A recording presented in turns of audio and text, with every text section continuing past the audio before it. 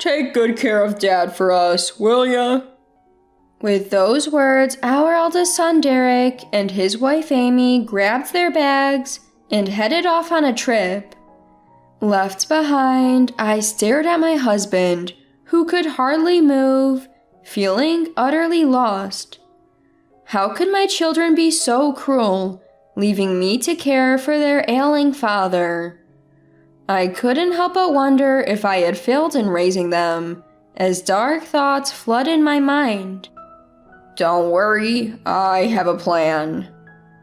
The one who reassured me was none other than my husband. He looked at me with a smile and slowly got up from the bed. Ignoring my astonishment, he shared an idea to set things right with Derek and Amy. "Shall we get started?" I'm Layla, and I'm turning 48 this year. Just when our eldest son got married and we thought life would quiet down, my husband Mason had an unfortunate accident. It was a bad fall, and the man I saw in the hospital couldn't even get up on his own. Naturally, he was advised to rest completely, and my usually energetic husband became deeply depressed. Even after his discharge, he needed a wheelchair and constant care. I thought I'd be the one to take care of him, but surprisingly, Amy, my son's wife, volunteered. "But it's not right to burden you, my daughter-in-law, with this." "It's fine. We should help each other out in times like this." Although I found Amy's offer a bit suspicious, I had no choice but to rely on her. I was working too, and to be honest, her offer was convenient. I decided to compensate her for her help, including living expenses. About 2 weeks after my husband's discharge, I had a day off from work and planned to take him to the hospital. He was staying at Derek and Amy's place, so I headed over there to pick him up. I had informed Derek in advance that I'd be coming, but when I arrived, he seemed to be out for work. After calling out to Amy, I walked in to check on my husband and was horrified by what I saw. "Amy, what on earth are you doing?" "Oh, Layla, right. Today's the day you're taking him to the hospital, isn't it?" Amy greeted me with her usually carefree smile, but the condition of my husband behind her left me stunned. The room was a mess, filled with a terrible stench, and my husband looked terribly frail. "What happened to you?" My husband couldn't even respond properly. He had lost a lot of weight in just 2 weeks and looked like he hadn't been eating properly. Just as I was worrying that he might be sick, Amy said something unbelievable from behind me. "Oh, Mason hasn't eaten yet today." "What? But it's already 3 p.m. "Yeah, so can we get him something to eat outside?" "Are you kidding? He's too frail for that. Can't you make some soup or something?" When I suggested making some soup, Amy made a visibly disgusted face.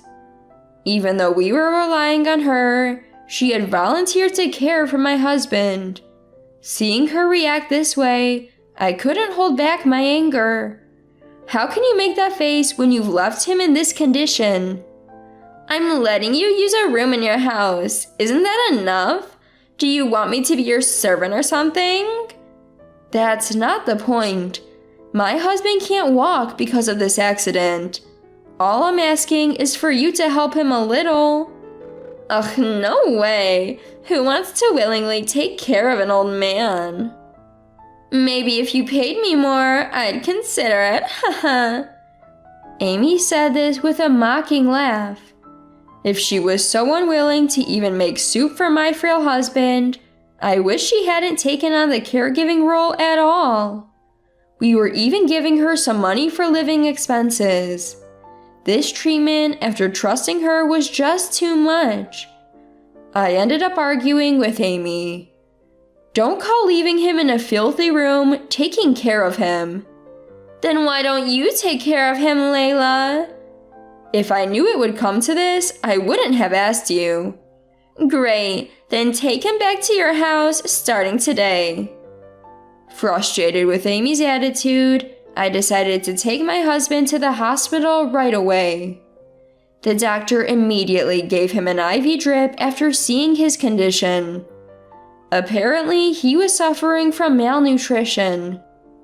I was trembling with anger, thinking about what Amy had been doing to my husband in that room.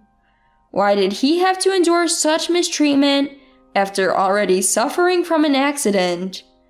I couldn't understand why she had volunteered to take care of him in the first place. Layla, thank you. You saved me. Are you okay? I'll manage. Thanks to the IV, my husband was able to talk again. He told me about the mistreatment he had received, not just from Amy, but also from Derek. They hardly prepared proper meals for him, occasionally giving him fast food or pastries.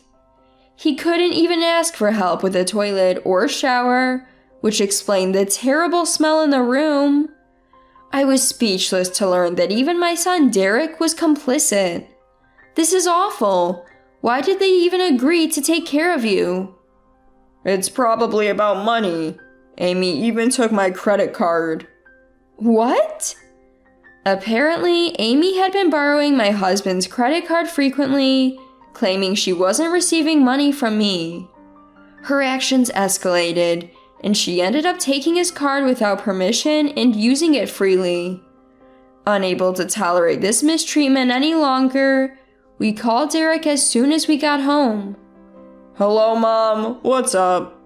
What's up? How could you do this to your own father?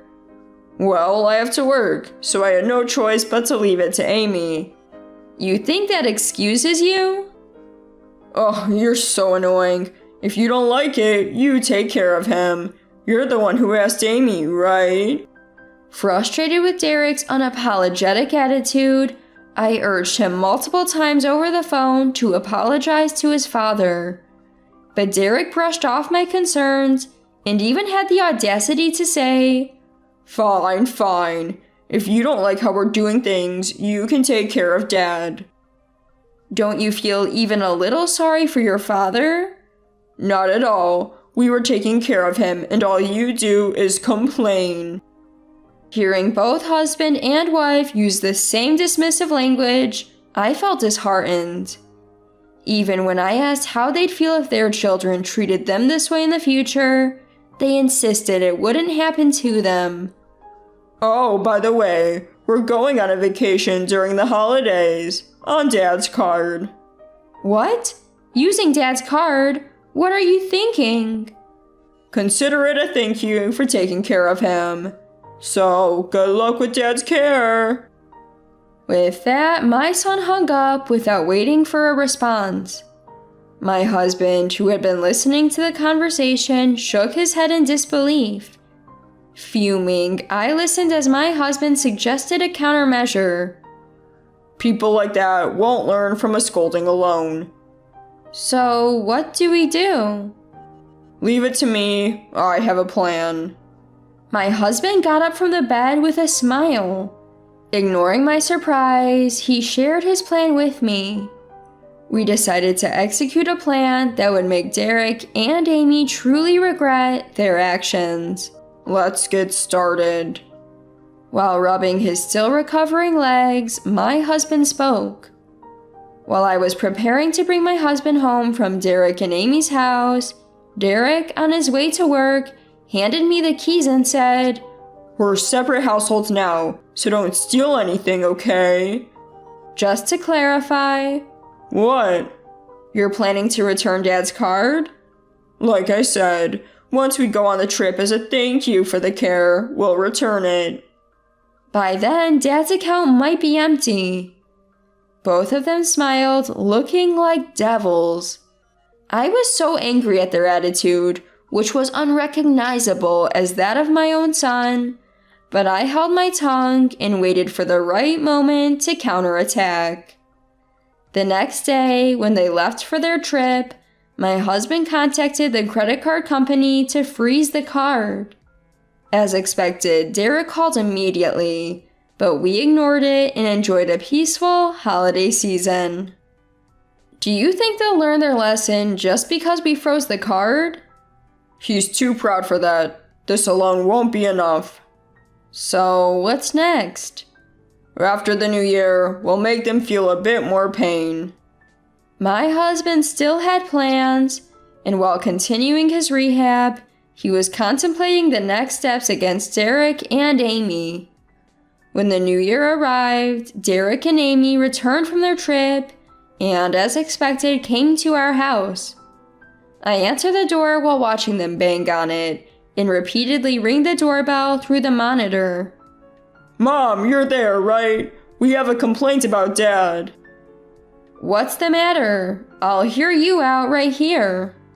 Layla, isn't this a bit too harsh? What is?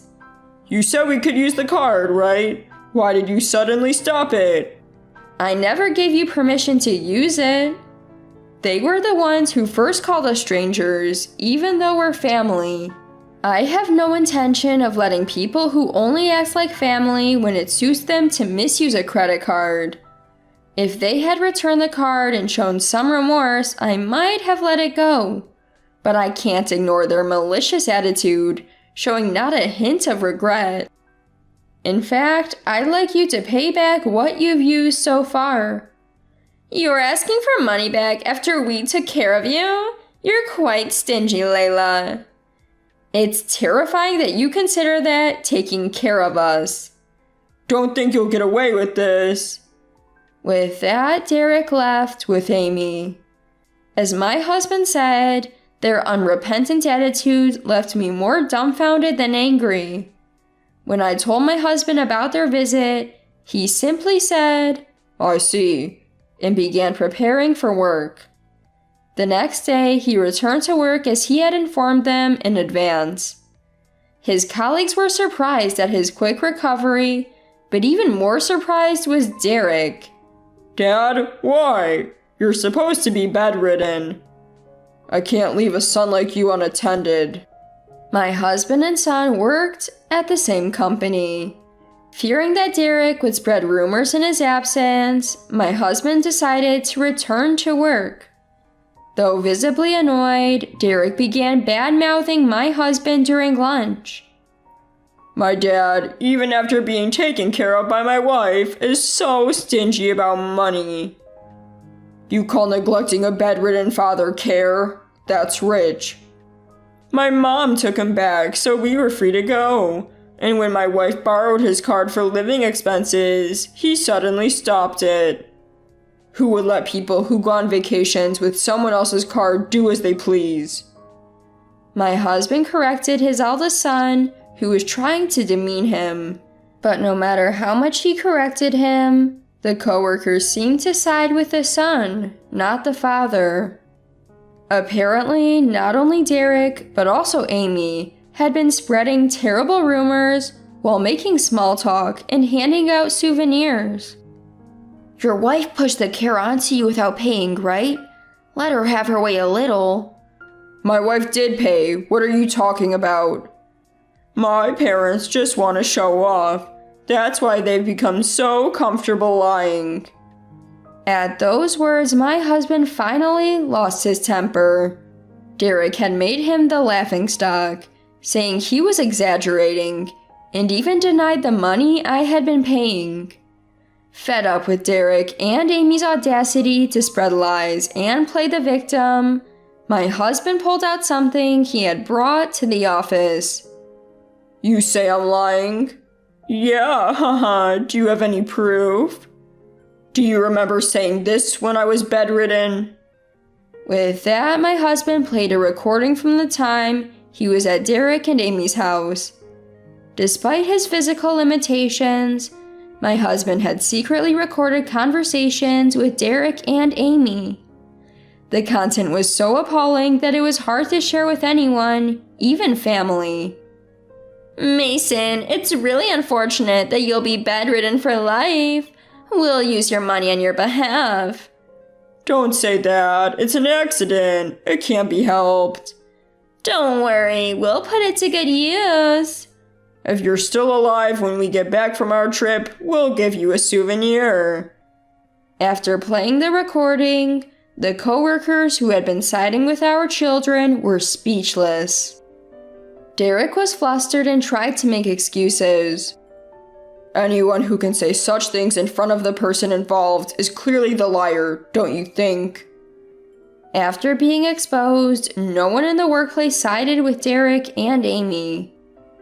In fact, the truth spread quickly to the bosses, making it difficult for Derek to work. It's your fault for talking too much. Now I'm also in trouble. What? You were the one saying worse things. Despite the backlash, the two showed no signs of remorse. They continued to blame each other, and their marital disputes seemed endless. Eventually, Derek came to our house, saying he wanted a divorce.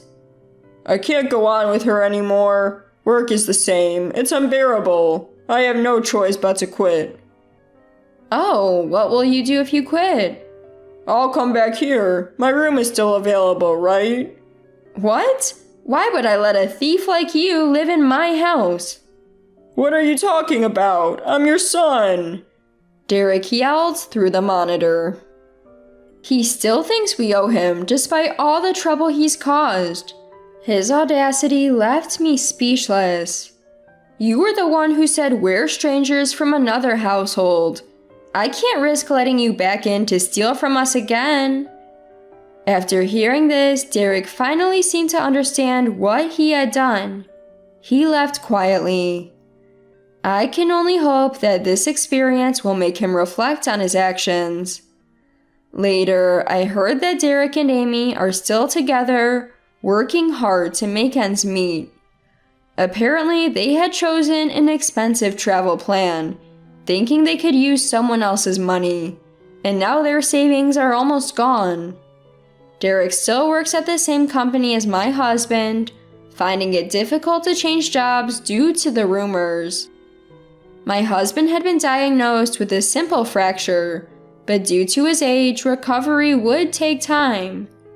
Derek and Amy had misunderstood this as him being bedridden for life and were planning to use his assets as a lifetime gift. Hearing the word inheritance, my 52-year-old husband was furious and vowed never to leave anything to them. He recovered at a speed that surprised even the doctors, and is now back at work, more motivated than ever. I'm not losing to the young ones yet. It's good to be enthusiastic, but don't overdo it. Yeah, maybe I do need a break sometimes. Exactly. Why don't we plan a trip to Hawaii or something? Though he's always been passionate about his work, we're planning a trip to ensure he doesn't overcommit this time.